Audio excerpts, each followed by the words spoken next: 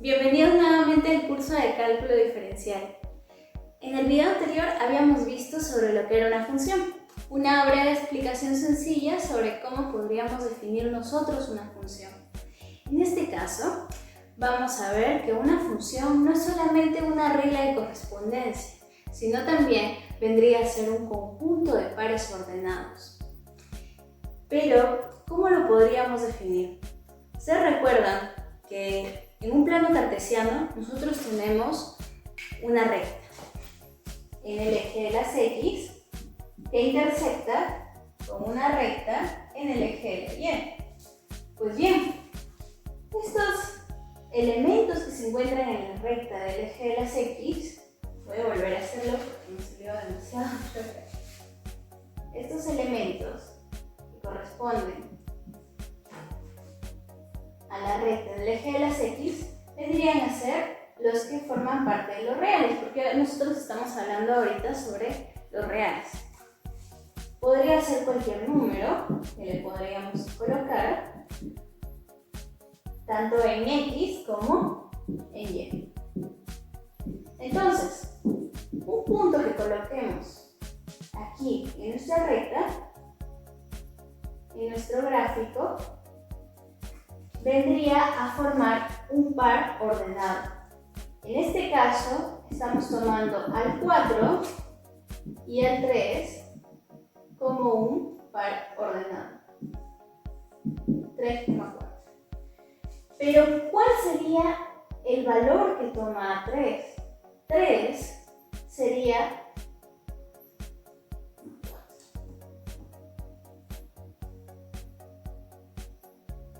pero 3 está formando parte de X y 4 está formando parte de Y. Entonces, lo que tenemos acá es un conjunto de pares ordenados tanto de X como de Y. Estos elementos que vendrían a estar entre conjuntos vendrían a formar el famoso producto cartesiano. ¿Y producto por qué? Porque justamente nosotros tenemos un conjunto de elementos en A, yo le voy a poner un A, y un conjunto de elementos en B. A por B vendría a ser justamente todos estos pares ordenados que nosotros coloquemos. O sea, que cada elemento en A le corresponde un solo elemento para B. Entonces, esto es lo que habíamos visto anteriormente. Podría tener este y este acá. Bien, lo podríamos dejar así, expresado de esta forma, o bien lo podríamos dejar expresado de otra manera. Tenemos en una recta que le corresponde a los reales, y tenemos otra recta que también le corresponde a los reales, y en esta recta nosotros colocamos algunas variables y decimos bien, para este caso,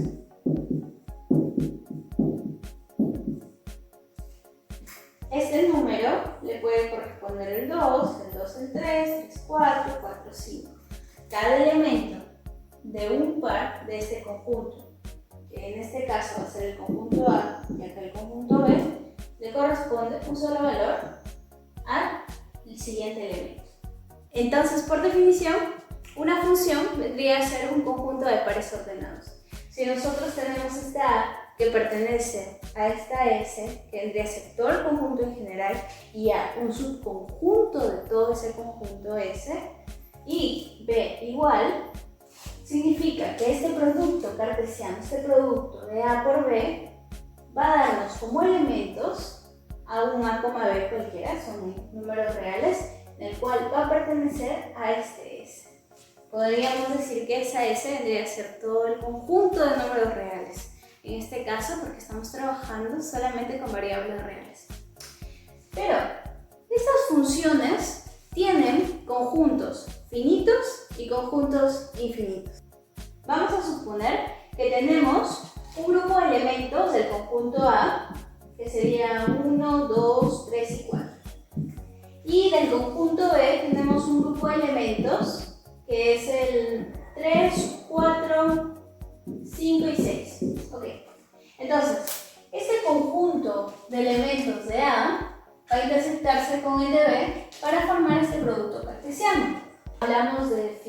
una función como un conjunto finito. Entonces, si se dan cuenta, estos elementos del conjunto A, que hemos visto acá, vendrían a ser las X, y estos elementos del conjunto B vendrían a ser las Y. Y nosotros habíamos visto en el video anterior que el X es el famoso dominio de la función y el Y vendría a ser el famoso rango o imagen de la función. Nosotros vamos a colocarlo así como imagen, ¿ok? Porque imagen y rango son lo mismo, pero es mucho mejor decirle imagen y definirlo como imagen. Rango ya sería como su apodo, por ejemplo. Entonces ya, tenemos el dominio y tenemos la imagen. Estos elementos que forman parte del dominio de la función, nosotros lo podríamos colocar en una recta o bien también en los círculos. Yo prefiero una recta.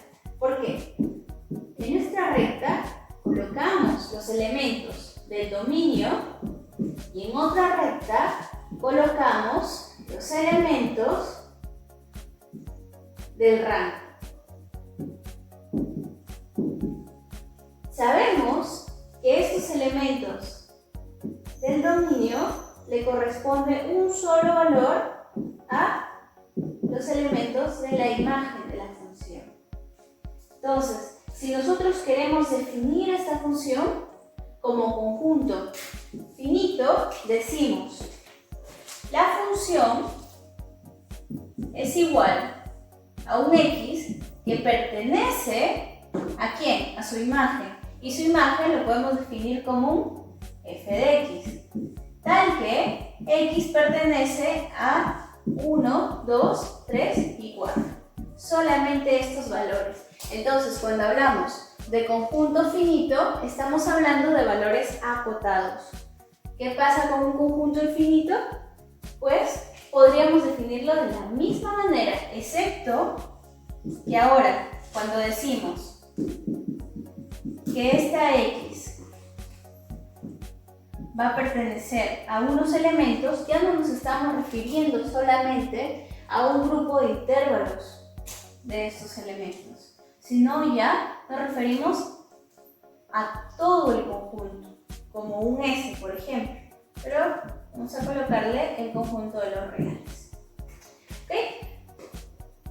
Esto no es solamente para los reales. Nosotros podemos definirlo con cualquier otro grupo de conjuntos, solo que en los ejercicios, mayormente cuando se trabaja con una sola variable, lo colocan en números para que sea más sencillo.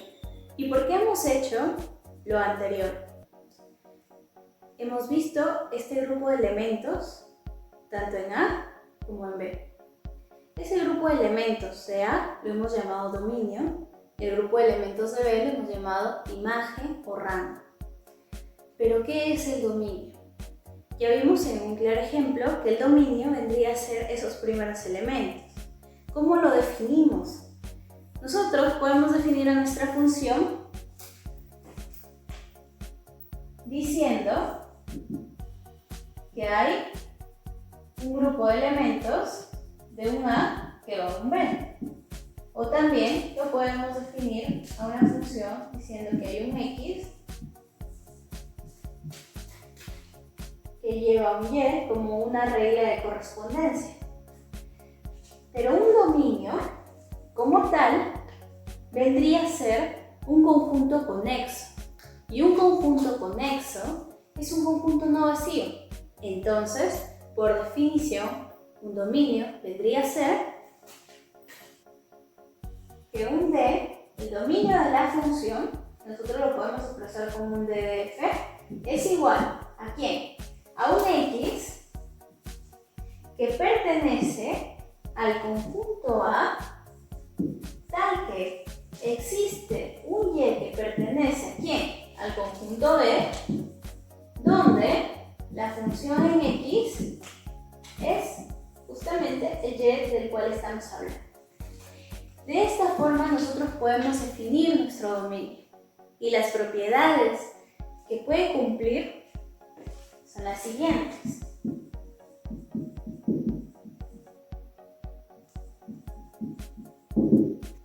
Nosotros podríamos decir que hay un f en el cual hay un x sub 1 que lleva los reales y hay un g, una función g de un dominio x sub 2 que tiene como regla de correspondencia también los reales. Entonces, estos dos elementos que tenemos acá, x1 y x2, y estas dos funciones, cumplen la suma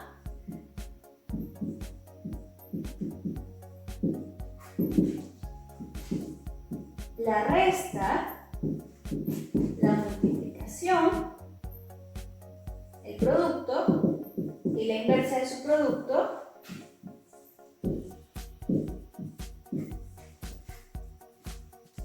donde estos justamente intersectan, nada más.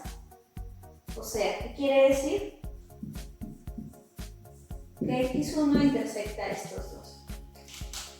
O sea, que el dominio de la suma de dos funciones va a ser la intersección de los elementos. La resta de estas funciones va a ser la intersección, al igual que el producto y la inversa de sus productos. Ok, esas serían sus propiedades. Pero esto es para definir un dominio. ¿Cuál sería la definición de la imagen o del rango? Para el caso de una imagen, nosotros también lo definimos muy parecido a cómo se ha definido el dominio. ¿Se dan cuenta? Tenemos un y que pertenece a este conjunto B que habíamos visto, tal que existe un x que pertenece a un a donde la función de x es igual a y. Y acá hay algo muy importante que tomar en cuenta. El contradominio y la imagen muchas veces se confunden, pero justamente hay una pequeña diferencia que hace que el contradominio no sea igual que la imagen. Esto es un conjunto de valores. En este caso, nosotros hemos estado utilizando el b. En cambio, la imagen vendrían a ser los valores, los elementos de ese conjunto. Entonces, podríamos decir que la imagen vendría a ser un subconjunto del contradominio. Este es el contradominio y esta es la imagen de la función. A veces, la imagen y el contradominio es lo mismo. Y cuando esto sucede, significa que esta función es sobreyectiva. Ok, bien, aquí en este ejercicio nos está diciendo que proporcionemos el dominio y una fórmula sencilla, justamente, para esta regla de correspondencia. Una fórmula sencilla sería, en este caso, para un f de x igual a 2x más 1. Si se dan cuenta, coincide. ¿Cómo lo comprobamos? Decimos, un f, nuestro primer x es 0. 2 por 0 más 1 nos va a dar 1.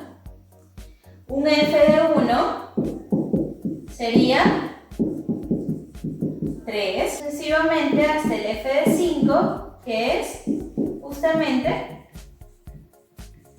11. Bien, comprobamos. Entonces, la fórmula para esta regla de correspondencia sería que esta f es igual a ¿quién? Es igual a un x, 2x más 1, que x pertenezca a 0, 1, 2, 3, 4 y 5. Si se dan cuenta, para la cuestión de la imagen, ahí mismo se demuestra solamente con esta relación de acá. Ok, muchas gracias por ver este video. Los veo en el próximo video, en el cual vamos a ver algunos ejemplos más sobre dominio y ya próximamente vamos a pasar al tema de gráfica de funciones. Muchas gracias.